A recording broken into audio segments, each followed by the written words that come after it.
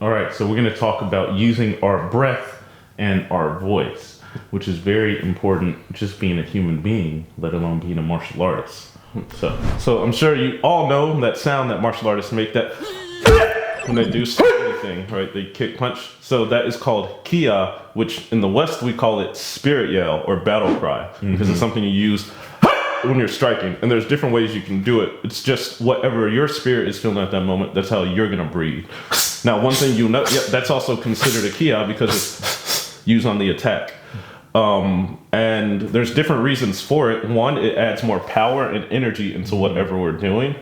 Two, you're also going to tighten up all your muscles. So if I was striking and he blocked and he struck me back, I'm turning my body into more armor because everything tightens up. And like I said, it's with the spirit, so it's something that can also be felt when people are around. Yes, one time I was hanging out with some friends, and I was like letting them know the importance of the kia, why they make those sounds, because in a battle it can be won psychologically. Like, so warriors back in the day, you would hear battle cries, and which battle cry is much more terrifying? Ah! Or that's why it's important to I was not ready. I wasn't ready. That's why it's important to Know know how a to battle use- laugh. That's what I just did. Yes, a battle laugh. Battle cry, though, is that energetic burst of energy.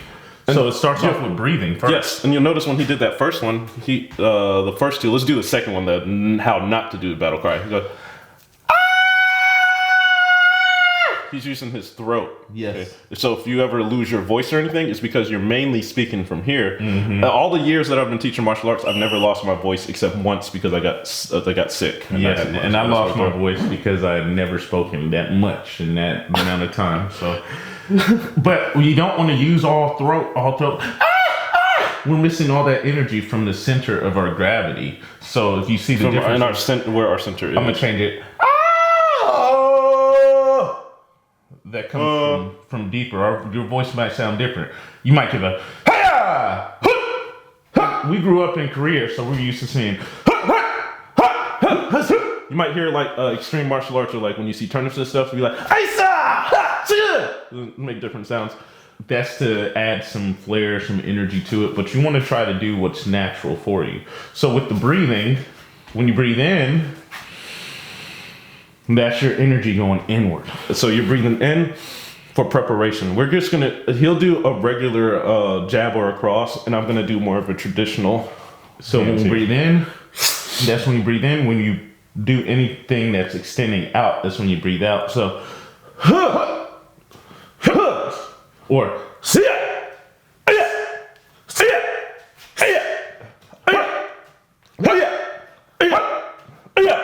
Good, and it's also helping you to build confidence in your voice, because when you aren't so worried about what you sound like and you're worried about what it feels like, you're gonna find that power within it. And I wanted to talk about that too. So the word kia, a lot of people when they say, "All right, everybody kia," you hear them say the word "aya" or "kia." Aya. Now, kia, ki meaning energy, and I or like aikido, I meaning to combine or blend or harmonize, put together. So you can say kia, that means energy, blend it, or if you flipped it, aki, like aikido, it's blending and putting energy together. So some people use those interchangeably, but the reason I bring that up is because we're focusing and concentrating our energy somewhere. So if he is trying to attack me, secret self-defense move, hey, what you doing? Use your voice. That's the first line of defense. It's invisible. Now, what if he didn't practice that and he didn't know how to bring it from his gut? And he tried to, I'm coming at him and he says, "Hey, what are you doing? What? Stop! Stop it!" It might alert people, but it lets this person know, This is somebody right. Hey, get off me. Right? That changes things. That even makes him go, oh, what just happened? And the thing about energy too, it's not just in your voice, it's also in your eyes. There's this one time I was taking somebody out and we were in Atlanta in the city, and there's a guy walking across from the street as I'm opening the door for the person, and he's coming up and he's walking like, hey, yo, da, like saying some stuff, and it's nighttime. I don't know this dude. So I didn't even say anything. I just looked at him. And that right there can be a kia because he's projecting the energy from within and projecting it outward. They can be silent kias. And what happened after that? I'm thinking in my head like, yo, man, you better back this up. You know, that's what I'm thinking. That's the energy I'm giving him. And I don't even say anything. And he's like, oh, hey, man, I'm sorry, bro. And literally puts his hands up like this because he could feel it's nighttime. This random dude, I'm walking up on this random guy. And he's staring at me like death stare. Okay, that can help protect you and save you, make you look stronger, be stronger. And his weapon was his look and his intention. When there's a martial art called Kenjutsu, which is a sword skill, practicing how to use a sword. They normally don't kia. The reason they don't is because the kia is the weapon, how they move that.